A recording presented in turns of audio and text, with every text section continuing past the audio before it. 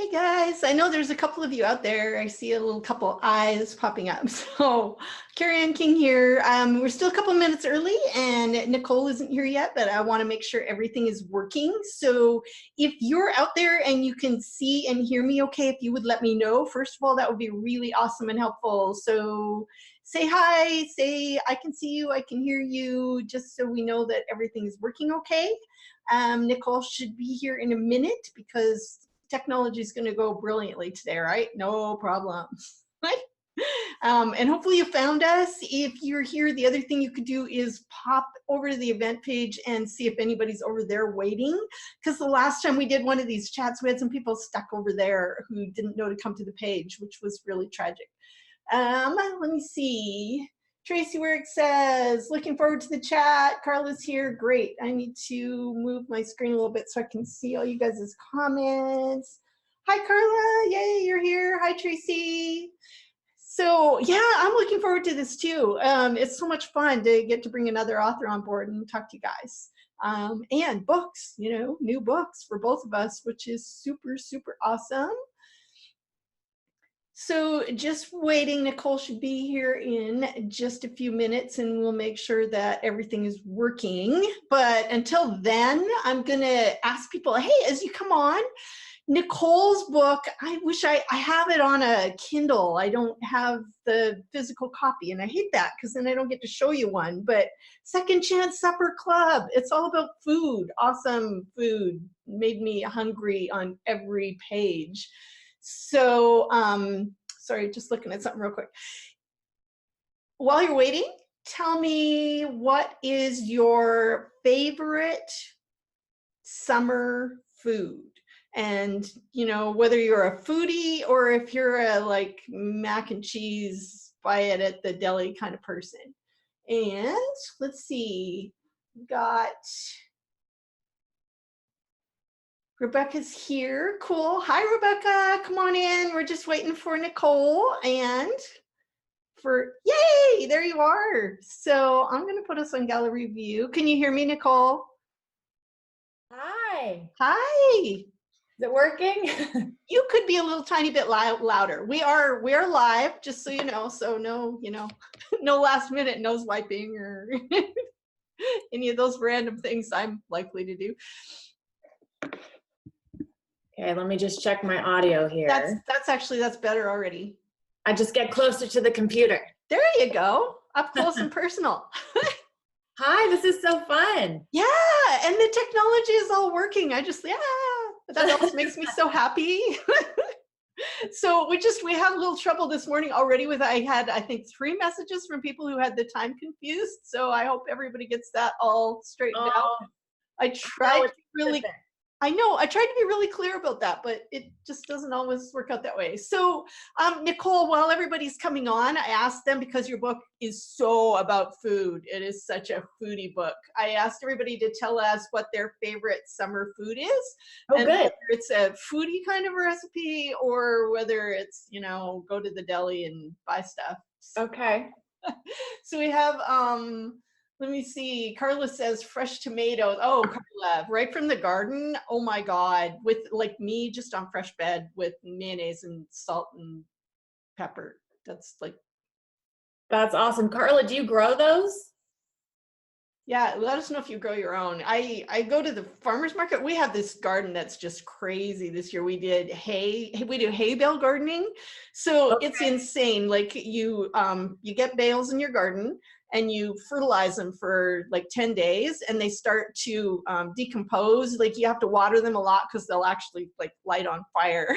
Oh my gosh. And then the stuff just goes crazy. It's like a jungle. Our garden, our tomato plants are like absolutely ginormous. And then we have these squash plants that look like they should be in Jurassic Park. Oh, you got to post pictures of that. I love seeing people's gardens. Yeah, I'll have to do some pictures. So let's see what everybody's saying over here. We've got more fresh tomatoes. Let's see. Fresh tomatoes. Hi, Vicki. Hi, yay, you made it. Carla says, hi, Nicole Meier. Hi, Carla. Jennifer, fresh fruits, favorite summer food. Yeah, I know, me too. It's so amazing. You know what? My raspberries actually gave me like 3 fall raspberries. Okay. It I was feel like the random. berry season's short right now. It's Oh yeah, it was all done, and there were no raspberries, and all of a sudden there were like 3 of them out there. Carla can hear us both. Hi, Patty. Tracy says hi, Nicole. hi. And Tracy says crabs. Crabs is your favorite thing. Tracy, how do you like them done? Do you have like special fancy recipe, or how do you do your crabs? Patty likes fresh fruit and vegetables too, and Vicky is also the fruit fanatic during the summer. I know. What about you, Nicole? I've been talking. What's your? Well, during the summer, for sure, farmers markets. I get intimidated by the different varieties of squash and vegetables, but I always force myself to try cooking with them anyway. So definitely fresh vegetables. That's just something I can do all day long. I always have to have a green salad with everything, so just as many vegetables in the salad as possible. And then I always like to pair it with fresh salmon. Oh, I'm a fish. yum. Yeah, we do. We do salmon too. The Viking does awesome salmon. He is a Oh, cool. fantastic cook, which is good because I am Yeah. I actually just don't like to. So I have to keep watching what we got. Tracy likes her crabs just steamed with Old Bay. Hi, Kay. Kay is here. Hi. Jane's here. Hi, Jane. Susan Peterson's here. Yay, we got lots of people. This is awesome. And Cindy's Great. here too. So, well, we should just dive right in. So before we start, I am going to just tell you guys that because I am all excited and I just got my author copies of Look everything at that you are. beautiful, beautiful cover. It is, isn't it? I was when they first showed it to me, I was like, wait a minute, but then it had a little couple changes and tweaks, and now I love it. So I am going to give one of these away today to somebody who's here. So somebody who's interactive, I'm going to grab a name at random. So probably the more you communicate with us, the more likely you are to win. Okay. So there's that. But we're going to start with some questions for Nicole, straight off the top. So on this food theme, okay, so Nicole's book, which I was just saying, do you have a copy? Because there we go. There it is. It's beautiful. I love that they put all the vegetables in there. That was so important to me. Yeah. Before you got here, I was bummed. I was saying it's like I have mine on Kindle, so I don't have a cover to show them. Yeah. But it's beautiful. Thank and you. As you can guess by the title, The Second Chance Supper Club, it's going to have food in it. So one of your characters, Ginny, is a total foodie. And you do that so well. So my question for you, really straight up off the top, was, are you a foodie too? I am. It's funny. My foodie interests have changed over the years. So I grew up with a mother who really made everything from scratch. And she was sort of gourmet. So, and I didn't know it growing up. I just thought everyone ate that way. But now that looking back is that I'm an adult with 3 children of my own and cooking for them, I realize, wow, she really stepped it up. She stepped up her game in the kitchen quite a bit. But about 2 or 3 years ago, I was diagnosed with celiac disease. So it's changed in terms of me not eating gluten anymore, which is fine. But it's definitely caused me to sort of revisit some of my recipes. Sure. But I am a foodie. I do love going to great restaurants. We the Viking and I went on a couple of years ago. He was sneaking up on being diabetic, and we both needed to maybe lose a little bit of weight. So we tried the low carb thing. And actually what we found was when we started cutting things out, it made us be more inventive and creative. And we discovered that making a really awesome grass-fed beef hamburger and putting it on a portobello mushroom that we grilled is better than a bun. I mean, flavors are absolutely amazing. Yes. Yeah. That's awesome. I love that. And I love following all of the foodie people on Instagram because they always post beautiful pictures. The pictures are gorgeous. Yeah. I'm going to look back at comments here real quick. What do we got here? Let's see, because everybody's here. Make sure I'm not missing anything. Hi, Susan. I already said hi, Susan. Sorry, Cindy, Tracy. Kay says she loves crabs too. She's from Maryland, and they steam them with Old Bay. Jennifer and Carla are talking about covers being gorgeous. Oh, thank you, Susan. Susan says everything you are is simply wonderful. Thank you. Oh, Appreciate that. Judy's here. Hi, Judy. And Vicky, Susan has an arc of Nicole's book. Yay. oh, great. And Carla says, can't wait to read the Second Chance Supper Club. It's really a great book, Carla. You will enjoy that so much. So Vicky, love anything with food in the story. And why did it do that? I'm trying to watch online while I'm talking, and I feel like I love that everyone's drawn to food. That seems to be a common denominator. Yeah. Yeah, it stopped playing for me. Can you guys still, is it still watching? Can you still see and hear us? Okay, can you please let us know? Because I feel like this just kind of acts. Maybe we have a little difficulty going on here. I'm gonna just refresh my Facebook page. Okay, well, I'll just keep chatting while you do that. Keep chatting. So yeah, it would be great to hear about anyone else who's read books recently with foodie theme. That's always fun for me to find, discover new authors that do that as well. Right, yeah, other books about food. I know, me too. I know I've read some, but they're not popping into my head right now. So I love all the Ruth Reichel books. I've followed her career for a long time. Who's that, sorry? Ruth Reichel. Ruth Reichel, okay. Comfort Me with Apples and Save Me the Plums. Oh, nice. Oh, just the titles are beautiful.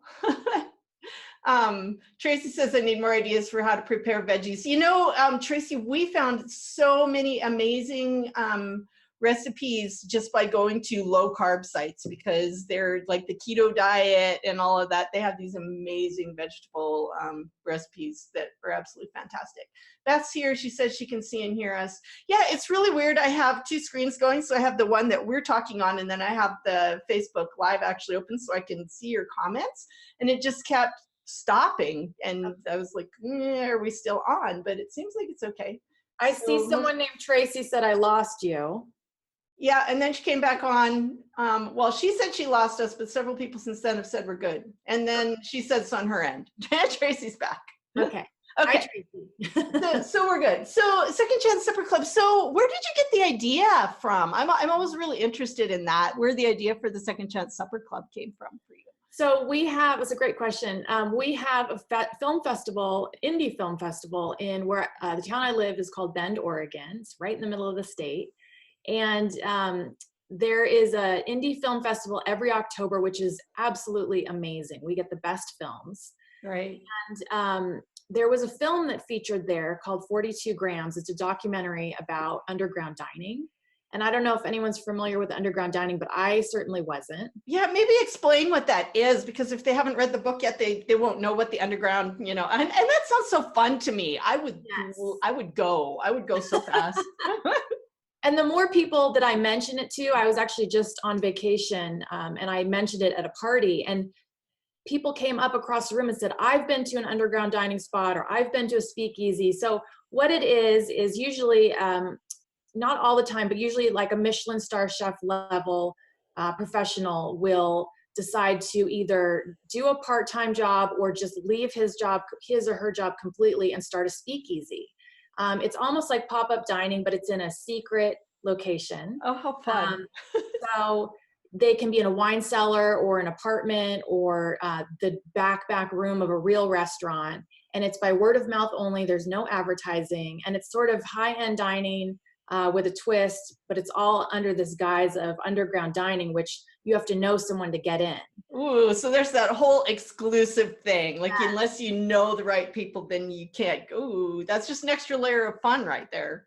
It's super fun, and you sort of just go for the whole experience. The chef is going to prepare a preset menu usually, so you don't sort of pick what you're eating. And it's usually, it could be a 7-course meal. And, food enthusiasts go, and you bring your friends. And usually people can find out about them if they go online. You can find out about it, but you got to know someone to get in. Right. Oh, how fun. Oh, let's see if we have any. And guys, feel free to ask questions for either of us too as we go along. So Carla says, oh yeah, Patricia Sands Provence books all have amazing descriptions of food. Probably French food too, which is so fantastic. Vicky says she has a cousin in Bend. I'm guessing, Vicky. Sorry, I'm backtracking a little bit. I've been there. Great. um, and let's see, Amy Reichert writes great books that feature food. I love Amy Reichert. She's amazing. Yeah, Jennifer, I think it sounds like it would be so much fun too. Carla says she's heard of those underground diners. I've never attended one. Yeah, I know, because, well, I live in a small town. I don't know if one exists here, but you never know. Right. Kate says, sounds like a lot of fun. How very cool. Vicky says, yeah, you would have to get to know somebody. So do you guys feel free to ask questions as we go. I'm going to shift. I have another, just talking about basically, well, the setting intrigued me too. So I always write small town rural books, and mostly really right where I live here in Colville. I love where I live, and I find it fascinating because if you don't live here, you would never know all the things that I know because I live here, right? We call, seriously, people here who call people who live over on the coast coasties. Oh, they do. And the Viking will often say, "You're not from here, are you?" As we're driving, which is just, I love knowing those things. So I'm kind of really technically not from here either, but I've been here long enough to know. So I tend to set my books here. Okay. Everything You Are is mostly here. The one before it, Whisper Me This, is here. Because Right. it's just, it's fun for me to write what I know. Now, so I was curious because you really captured that love of Arizona Yes. in your book. So are you from there? Were you just visiting? How did you, get that really wonderful feeling of Arizona in your book? I'm obviously not from there, but I just love a desert. I mean, it could be Palm Desert in California or the deserts of Arizona. I really love Santa Fe, New Mexico. And I think whenever I get a chance to go on an escape, I choose desert. To me, there's something very spiritual about it. And it's sort of like getting off the grid, but in a way where you're surrounded by just really great landscape. It is. I've been, and that hit me too. Is, to me, the landscape in Arizona is just like, it's almost like alien. Yeah. if I was gonna write a sci-fi book, it would look like that. So it always makes me feel like I've stepped out of my world into something different. Right. I just love it, and I actually started writing the book when I was on sort of a hiatus in Arizona. Sometimes I go on trips alone so I can write. So I went to Tucson, Arizona, and stayed up against the mountains and just was completely inspired. And that's sort of where the setting came from. Beautiful. I have to love the setting. I can't write about a setting I don't know about. It has to be something that's very close to my heart. Right. Yeah, because really, don't you feel the setting kind of becomes its own character in the book? At least I love books like that, where the world that the book is set in is kind of so atmospheric that it takes on a character all its own. Absolutely. Yes. Yeah. So that setting's close to my heart, and it just felt important to have someone start in a city. So the main character, Julia, starts in a city, but then she comes to a very sort of foreign territory to her, even though she's been there before. Right. I wanted her to really get yanked out of her comfort zone. Sure. And as we discovered, Ginny also started in the city and came there as well. So, okay, I'm going to look up here and see what we have for questions and comments. I'm just thinking Patricia Sand's books not only have food, they have that atmospheric thing too, because so much about France. And there's people commenting on Arizona on the feed. Looks like a lot of people know someone in Arizona. Oh, look, yeah. Kay says it's like when people made moonshine years ago, and you had to know, had to know who sold it to get it. Yeah. Absolutely. Jennifer also lives in a small town. There would never be something like that here. Well, you never know. Never know. Sure. Cindy, diabetic, so I can't eat it, so I might as well read about it. Oh, Cindy, there are really awesome things you can still eat, but I know it's frustrating when you can't have all of the things. Hi, Jackie. Let's see, Tracy also loves different settings and books. Jennifer, book sounds like it's going to be really good. It is good. You need to wait. You need to, yeah, order now. Hi, Lucy. Kay's uncle lives in Arizona, or used to, said it was beautiful out there. Bambi loves going to different places. Yeah, Bambi, I love going to different places through descriptions of books too. That's, you know, did you just learn about different places? I mean, especially when I was a kid, I just ate up books that were set in different places in the world, you know, India, Africa, China, different states, all the places I've never been. I sort of feel like I've been there a little bit because I read the books. Yeah, armchair travel. I love a good armchair travel. Yeah, absolutely. Especially the ones that just, you know, sink you right in atmospherically, and you just, yeah, you feel like you're there. You feel like you know it. Let's see. Tracy asks, what made you decide to become an author? You first, Nicole. Okay. You know, what made me decide to become an author? I always wrote. I wrote. I went to school for writing. I don't have my MFA, but I went to college for writing. And then afterwards, I was too scared to try writing and put myself out there. So I worked for magazines, and I always shadowed the editor. I wanted to be the editor, but I didn't have the courage or the self-confidence. So I just kept writing. And then when I turned 39, I'm 46 right now. When I turned 39, I said, this is enough. Like, I need to follow my dream and start writing books. So that's when it began. As I just said, by my 40th birthday, I'm finishing that first manuscript, come hell or high water. And it worked. Awesome. Funny how that is for us, because I wrote too from the time I was, you know, little. And I remember telling my father, somewhere around middle school, that I was going to write a novel someday. He was a good, supportive person, but he kind of laughed at me. You know, it wasn't done in my family. And so even though I loved writing, I never really, I don't know, I played with it. I do have a writing degree, but I took nursing and I did all of these other things. And then when it really got real for me, Nicole, was like when my husband died. Just before I turned 40, interesting thing, 39. And I lived this very careful, safe life. And I was like, well, wait a minute, when am I going to do this thing? Because I could die tomorrow. And I would never have done it. So I got really serious about my writing right about the year I turned 40. And wow, that's so fascinating, but good for you. And I bet that was so cathartic for you to start writing after. Oh, absolutely. Well, I was still writing. I mean, I had been writing, but, you know, it took me 10 years to write my first novel because I didn't make time for it. I didn't feel it was important. This is my thing. I preach this all the time now. I'm also a writer mindset coach. And my whole big thing is it's important. It's not just a luxury thing. It's not something you do when everything else is done.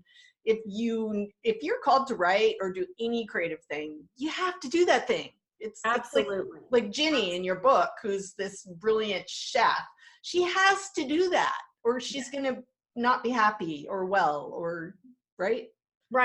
We all have that sort of hobby or passion or work that if we don't do it, we get itchy and we got to get back to it. Yeah, and we're not good people then, really, or it's not our best people. That's kind of actually the theme of Everything You Are as well. Well, it really is the theme of Everything You Are, is, you know, the main character. He was the main character before I did revisions. I keep calling him that. There's two really kind of share the main role in Everything You Are. One is Fee, and one is Braden, who is a brilliant cellist who was like a child prodigy, and then he injured his hands, and everything in his life fell apart at that point. So he feels like he's under a curse, and maybe he is. Right. Little bit of that in this book, because he's not playing. And so there's that whole theme of who are you if you're not being who you're called to be, and it's important to be everything you are, which I love that premise. I cannot wait to read that book. I'm so excited. It sounds wonderful. As writers, that's really, for me, I know that about me. When I'm not writing, I'm not good. Okay, let's see. The messages have been flying by, and we've been over here talking. So let's see. Susan lived in Arizona a long time ago. Yeah, it's great fun reading that book. And she says her doctor just moved to Las Cruces. Is that how you say that? New Mexico? Yes. Growing desert life. See, I wouldn't want desert life. I like 70 degrees is about, about as hot as I ever really need it to be. Rebecca has to go. Glad you were here, Rebecca. Thanks for Bye, stopping Rebecca. by. Vicky, my favorite books are ones where you feel as if you've been to the setting itself and want to visit. Yeah, I like that too. Hi, Carrie. Thanks for joining us. Susan says second chance is next in your queue. Even more excited to read it now. So Right. yay. Thank you. Carla, I love when this setting is like another character. Bambi loves that too. Kay, starting to follow my dream. I write children's books. Go for it, Kay. Absolutely, just do it. Don't worry about what's going to come at the end of it and whether you're going to get published and all that kind of stuff yet. Just go for it. Love the writing, every minute of it. My agent always says, write what's in your heart. Don't write what's you think the market wants. Don't write what you think someone else wants. Write only what's in your heart. Right, so, right. Yeah, because those books are the ones that talk to people, I think. Right. They're so, Jackie wants to know, where is the place you write? Is this for me? Well, you go first. We'll both answer. The place I write is my bedroom. We're in my bedroom right now. And then I also I live amongst sort of the forest, all the pine trees. So I take my laptop outside and write on the deck. What about you? Me, I write all over the place. Right now where I am, I love this. This is actually a downtown office where I get away. The Viking retired a little bit ago, and we live in an open air, small kind of house. Right. So he's there. And it's not fair to say, hey, please don't watch TV. I'm trying to write, all that kind of thing. In the summer, I can go out on the deck, which is lovely. But I love being able to get away from the house and come down here as well, which is perfect. Oh, nice. I tend to get up and write like at 5 o'clock in the morning in a loft in our house. Me so too. yeah, Me do you? too. You're an early morninger too. Let's see. Vicky asks, how do you put all the pieces together when you're writing? Outlines or free flow? What's, kind of like, what's the process? What about you, Nicole? So I've written 3 books. My first book, I was a pantster. So I just wrote by the seat of my pants. I had no idea what I was doing. And that was really fun. And then the second 2 books, I was a plotter and I outlined everything because my publisher actually required it. So I've written both ways. Oh my gosh. Yeah. I'm a pantser at heart. I've learned to be, I mix and match now. So fortunately, I've never had to give a full outline to my publisher. They like a synopsis, but my editor knows. She knows when she gets the manuscript, it's not going to be like the synopsis because I can't stick to those things to save my life. But it's great, great fun. To be able to venture out and away and not follow my, outline. Right. Let's see, what else do we have? Kay, I think you have to have the feeling to really want to write. That makes press forward. Well, Kay, the feeling really helps. You can help it along in a whole lot of ways by, if you just waited until it felt like the exact right moment, a lot of writing wouldn't happen. So I kind of believe that your muse shows up when you sit down to write. So it's nice when I feel totally inspired, but it doesn't always work out that way. So, but if I make a plan to go writing, if I do nice things for myself when I write, then usually it shows up. I don't know about you, Nicole. Carrie, do you do anything like light a candle or play music or anything when you write? It all depends. I like candles. I have to be careful. I have a cat that gets into everything. So sometimes the candle lighting can become a dangerous. Yeah, sometimes I do. My biggest thing really is that 5 o'clock writing session. I do that pretty much every weekday morning. Not every day, but almost every weekday morning I write at 5. And that kind of primes the pump. So because I just do that, and it's just a habit, even if the words aren't really coming, I'm playing around with it and thinking what I'm going to do. And then my subconscious takes over and throws me ideas all day. And then that just helps to, that's more. What about you? Do you do music and candles and all that kind of thing? I do. I'm similar to you. So I like to write between 5 and 7 in the morning. But when I first get up and the house is sort of still dark and everyone's asleep, Oh, I love light the a candles. candle, I write in my journal, and then I begin. And if I do write with music, it's only acoustic. There's no lyrics, because that would really mess me up. Right. When I do listen to music, it's often just old favorites that I don't have to listen to the lyrics. And so if it's something that I know well, then I can just tune it out and helps me get in the zone. Let's see. I'm going to choose a winner here in just a minute because sometimes otherwise I forget until it's all over. Yeah, let's see. I'm going to answer a couple more. We're going to answer a couple more questions first. And then Jennifer, what types of books do you enjoy reading? Oh, great question. Oh, okay. So I read book club fiction. I just finished The Gifted School by Bruce Hollinger. I love that. I'm reading Mrs. Everything, which is Jennifer Weiner's new book. But if I had to meet an author who I absolutely idolize, it would be Sue Monk Kidd. She wrote The Life of Bees. I just adore everything she writes. Yeah, The Secret Life of Bees was such a magical book, wasn't it? It was great. What about you? Me, I read everything. Like seriously, it's bizarre. I just finished Nicole's wonderful book. That was my last read, but I'm currently reading something called Hell's Cookbook. Oh, another cooking one. It kind of has a Terry Pratchett kind of feel to it.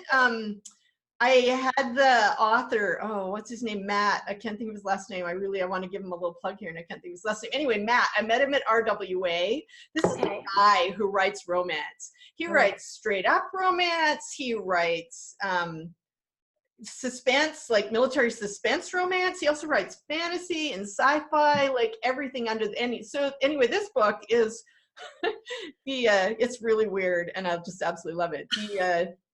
The software that runs the universe has gone on vacation and the devil is really tired of what she does. Her name is Michelle, by the way. And so it's this just really weird little book that's funny, but it has a bunch of philosophical stuff in it and a character you can relate to. Anyway, so I'm reading that right now.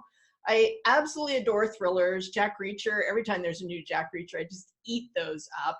And fantasy is probably one of my favorite things. My favorite books this year, really honestly, that I've read were fantasy. I just inhaled these by Leigh Bardugo. So I started at the wrong end. She had a new book and the cover just absolutely grabbed me. I had to have this book because of the cover, which was so gorgeous. And it was called Prince of Scars.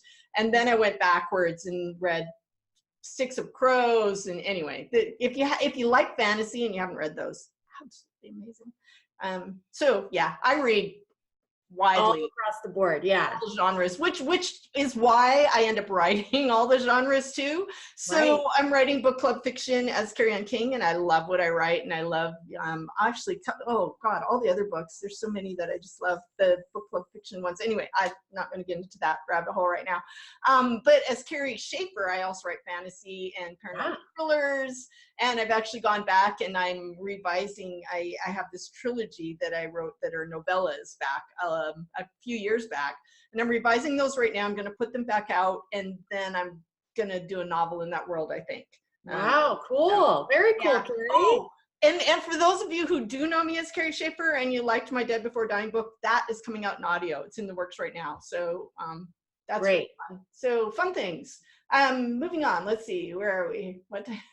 That's such a loaded question. I could talk about books that I love for hours. Tracy says, I've always loved animals, so I have a pet sitting business now at 50 following my, oh, I love that, Tracy. That's great. One of my work in progress is about a pet sitter, so yay. Yay. Which book, your book in progress is about a pet sitter? Yeah, there's 3 women, but one of them's a pet sitter, because I just think that is such a busy job. It would be. You know, I heard about this really. One of my friends was traveling and she met this guy, and his job was to accompany animals on flights when their owners couldn't go. That was his job, and he got paid to travel with the animal, take it from one location to another, and they put him up on either side, and it was like, what a cool job that would be. I love it. Jim would like to know if either of us read nonfiction.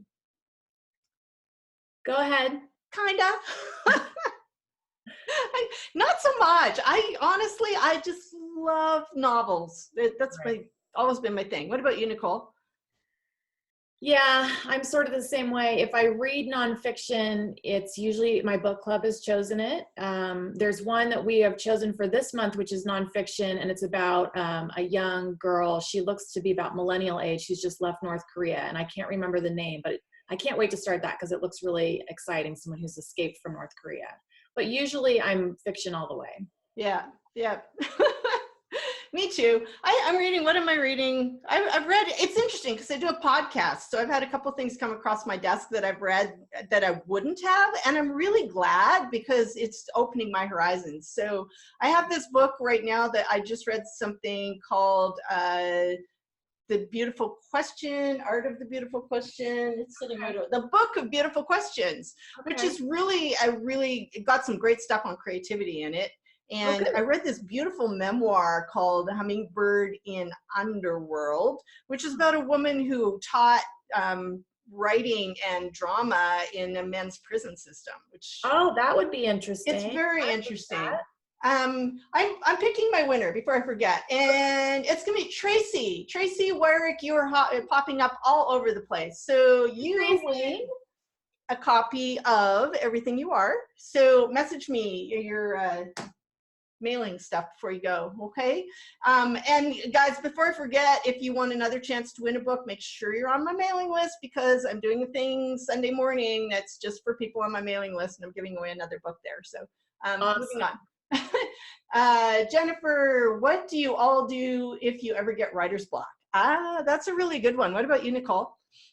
I get asked this question every time I go on book tour. It's a great question, but I don't really believe in writer's block. I just believe that we have other stuff going on in our lives that we need to quiet.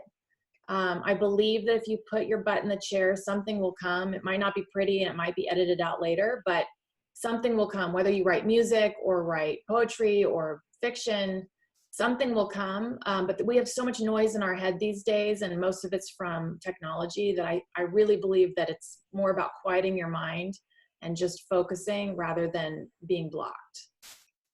Right. I feel like if I'm feeling blocked or stuck, there's usually a couple of things going. One, there's something wrong with the story. And I'm trying to write forward when what I need to be doing is figuring out where I went wrong. That's often it. So when I get that feeling, lots of times it means I need to explore my characters. It means I need to go back to where there was energy and work forward from there. Something like that. So that happens. And then what blocks people the most when people do get blocked, I think, is fear. We don't really recognize it as fear, but there's that anxiety thing, the pressure. I'm under contract. What if the book isn't good enough? What if my readers don't like it? What if? And so we're asking all of these questions that put us in a fear space. So I do a lot with that with my coaching with people who are kind of stuck in those places, because there's no this writer's block as you think of it.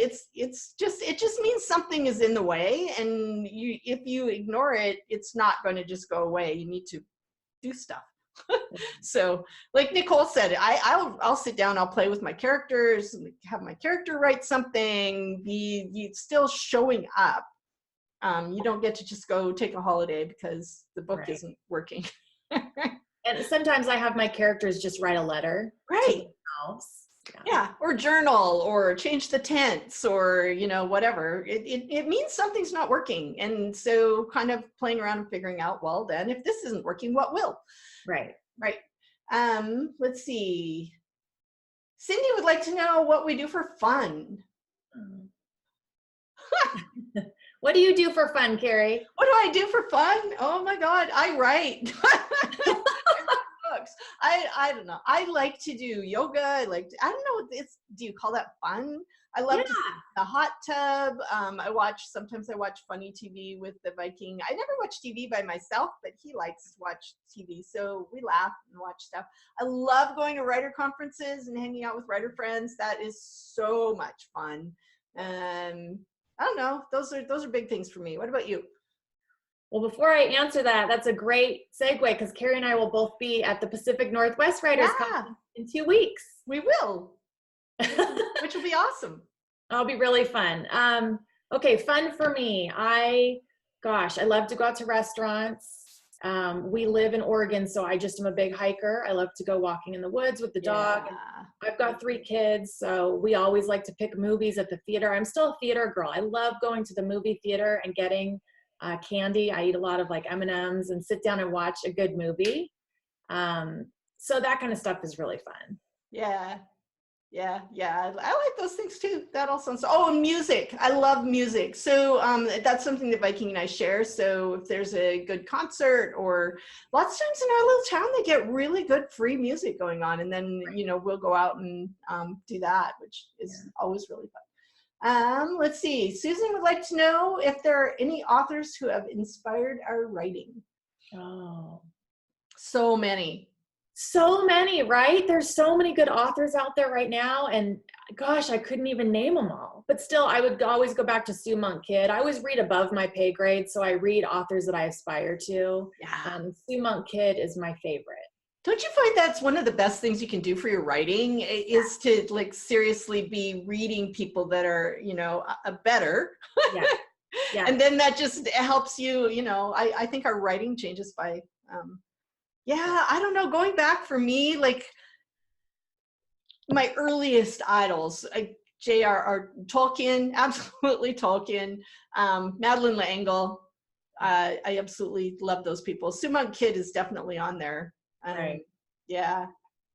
There's so many. I don't want to go down that rabbit hole either, because then I'll start naming names and I'll forget people and, things like that. Let's see. Carrie would like to know, if we go away on a trip or vacation, do we ever spend time writing or strictly focus on free time? Oh yeah, always writing. So I have 3 children and a husband. So I definitely don't want them to feel like I'm working when we're on vacation, but I always bring my journal and I bring my laptop, and I always wake up, not always, maybe once in a while sleep in, but I wake up in the morning, make my coffee before anyone gets up, and write for at least 30 minutes, if not more, on vacation, because that's when you are clear, right? Yeah, I definitely, if like I said, if I'm not writing, I'm not a good person. Yeah. I can go a couple of days and then the Viking will actually say to me, is like, are you writing? Because I'm like, oops, no. I love it. And people watching on vacation is great. Because you get ideas for characters. Absolutely. We make up stories. I don't know about you, but this is a game that 2 of us play together. So we make up stories. So you're sitting in the airport and you see somebody and they're like, okay, who's that? What's their story? I love that. What are they doing? Anyway, right. Yeah, it's great fun. So, you never know when you're in a public place what author is watching you. That's true. Watch out. Let's see, Jim. I might purchase your book for a gift. Tell me what kind of person would enjoy each of your books. What sets you apart from the thousands of books published? Wow. Wow. That is a great question. Yeah. Like our books are just best, Jim. We are, the best, right? No. Okay. Your turn, Nicole. I would say, I'm not going to speak for Carrie, but for me, it's women and men who enjoy book club fiction. I write a lot of family drama. So it's my books are usually about forgiveness and second chances. Yeah, we share that. That's another thing I was going to talk about if we ran out of, questions from everybody, is that theme of forgiveness, because both of these books really share that forgiveness theme. Mine also, people who love book club fiction, people who want to think a little bit, I think, like my books, and feel this, especially everything has a lot of emotional impact in it. Wow. So yeah. Moving forward. Tracy, I can't read with TV or music. Yeah, it can be hard to concentrate with stuff going on like that. Carla says she needs quiet when she reads. Headphones. I have headphones. I put them on. They silence everything a little bit, or if it's too loud, then I play music that doesn't bother me to drown out anything else. Cindy would like to know what our favorite classics are. Oh. Favorite classic books. I always am going to say To Kill a Mockingbird. I just could read that 50 times in a row. I love A Tree Grows in Brooklyn. I don't know if you count that as a classic because it's not as old. Oh, it Um, counts. I just love coming of age. If it's a classic with a coming of age story, that appeals to me the most. What about you? Oh my gosh. When it comes to classics, I am going to go way back. Actually, I'm a Dickens girl. I discovered them like in my teen years and I inhaled all of them. My favorite one is, oh gosh, I can't remember what it's called. That's really terrible.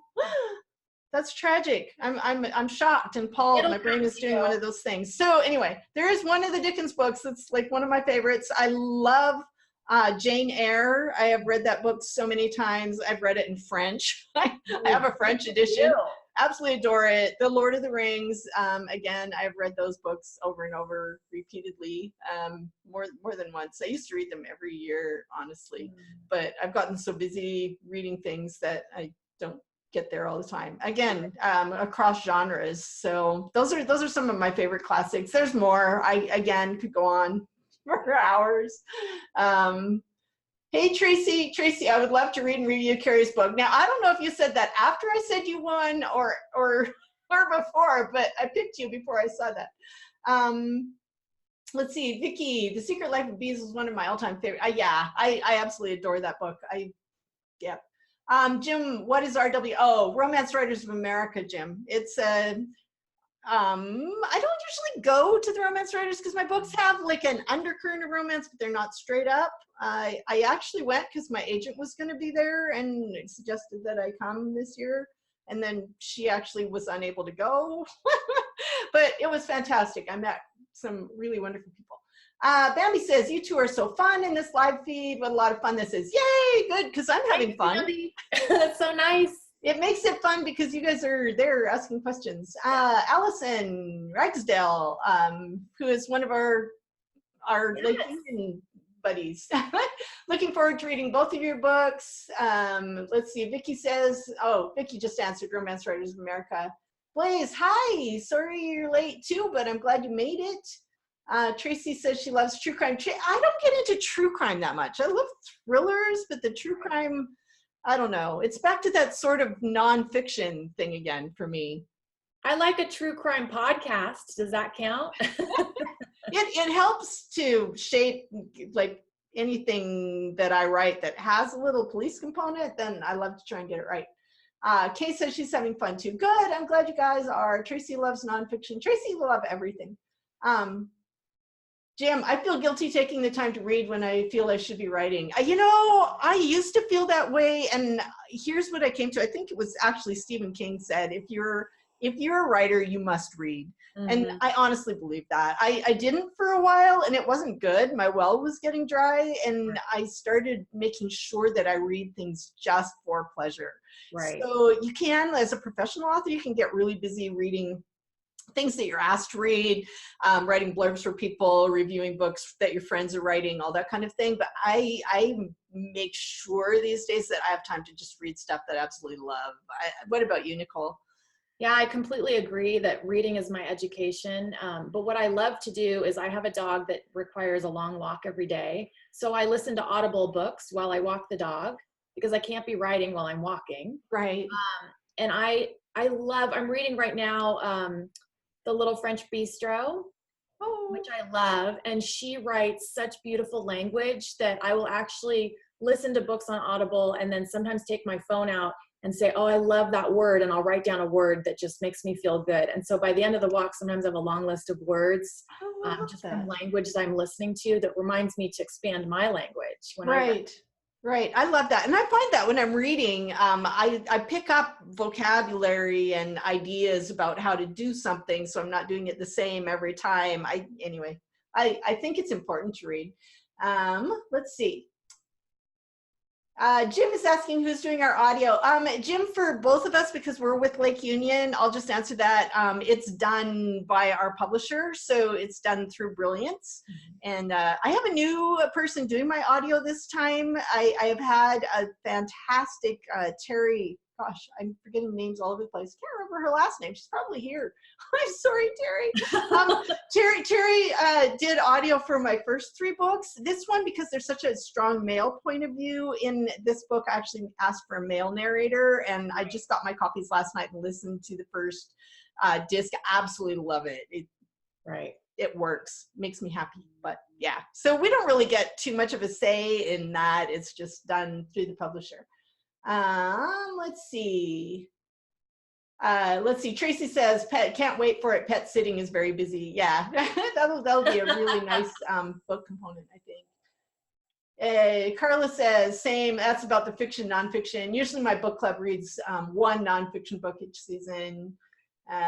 Linda also more interested in fiction. I'm with you on that. Let's see. Blaze, what are your best loved and least loved cover arts for your books? The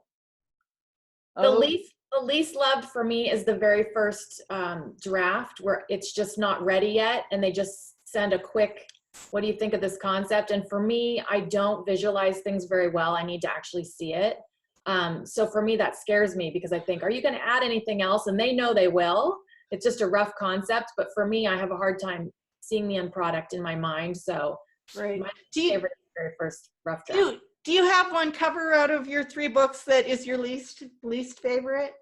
I don't. I mean, I have to say I've had 3 books, 2 with Lake Union and 1 with a different publisher, and I love my covers. I really lucked out. That's awesome. I have one. I have one I'm not overly fond of. You do? I do. Do I have a copy? These are the 2 that I love. These 2.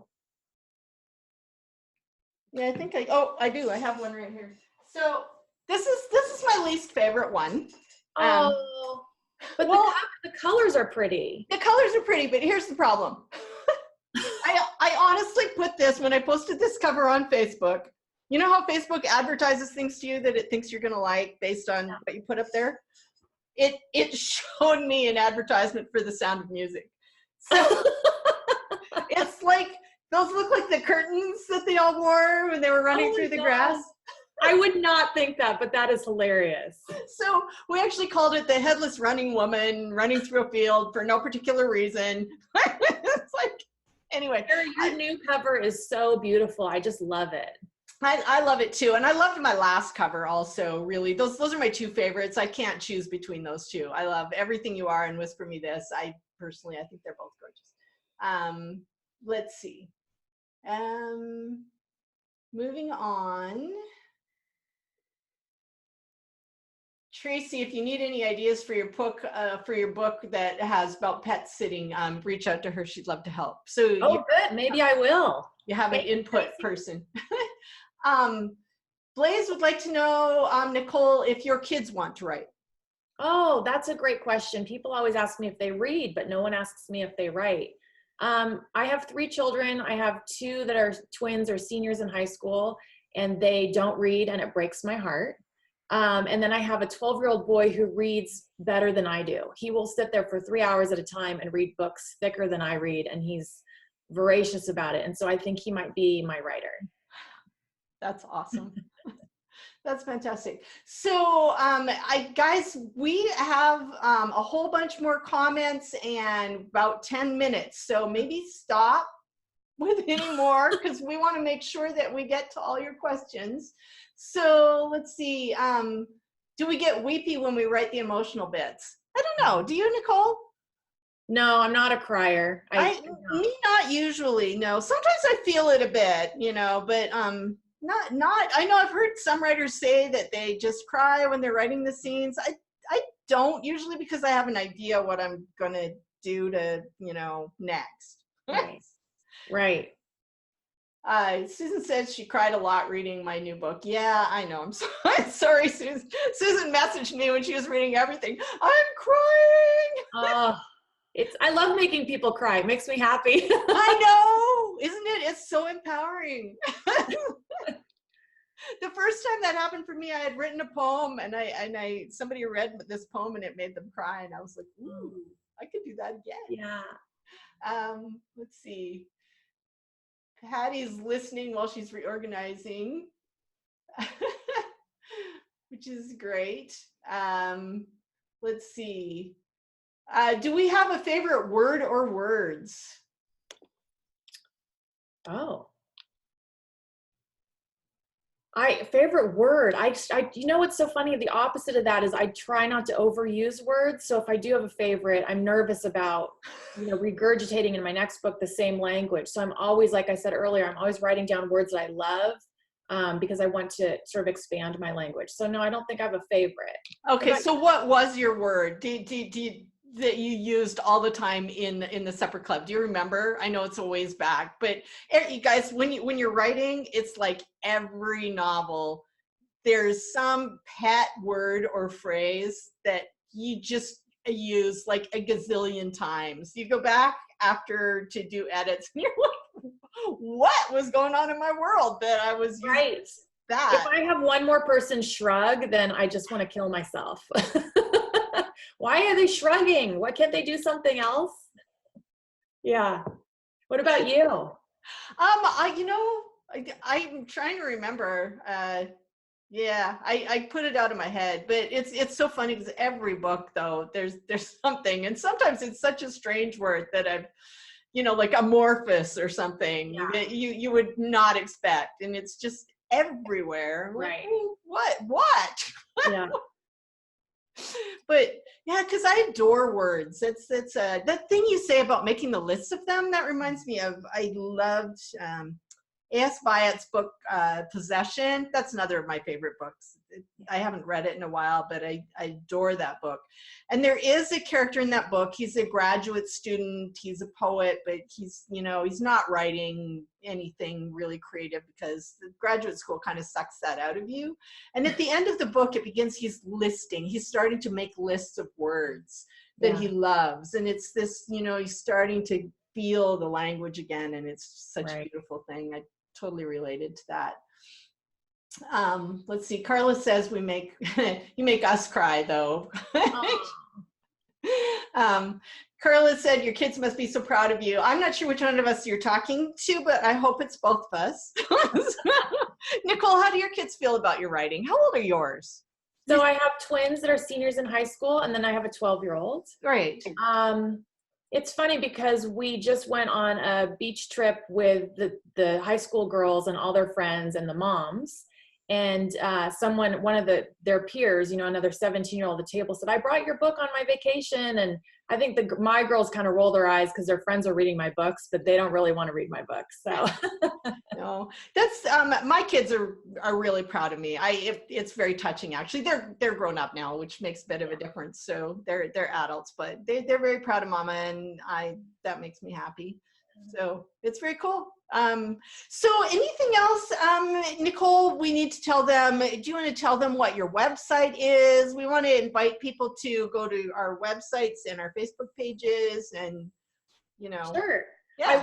I wanted to tell everybody that Goodreads is doing a 100-book giveaway, ebook giveaway right now until September 9th. So if you want to enter for the Second Chance Supper Club, that's up there. Yeah. So hop over onto Goodreads and enter that giveaway for sure. And then the book comes out when? When's release date, Nicole? Release date is in 2 weeks, so September 10th. And I'm just doing a little West Coast book tour, and one of the stops will be to see you when we go to the Pacific Northwest. I get to see you. I get to come to your signing. That'll be so fun. But yeah, just go to my website, Nicole Meier Author, and that's all the info. Okay. And a Facebook page, do you have an author page on Facebook as well? Yes, Nicole Meier Writes. Okay, so make sure that you like Nicole's page and that you go check out her website and order the book.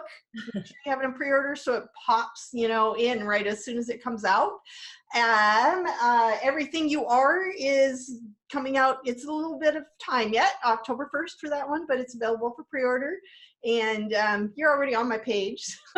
That's, where it is. Like it. That would be cool. Book club too. I cannot wait for your book, Carrie. I'm so excited. Well, thank you. Me too. Clearly, obviously. I love book releases. I know some authors don't really like them or they fear them. It's just fun. I like being able to talk about it and ride the excitement, and I love having a chance to communicate with all of you, as does Nicole, because reader people, you make everything possible for us.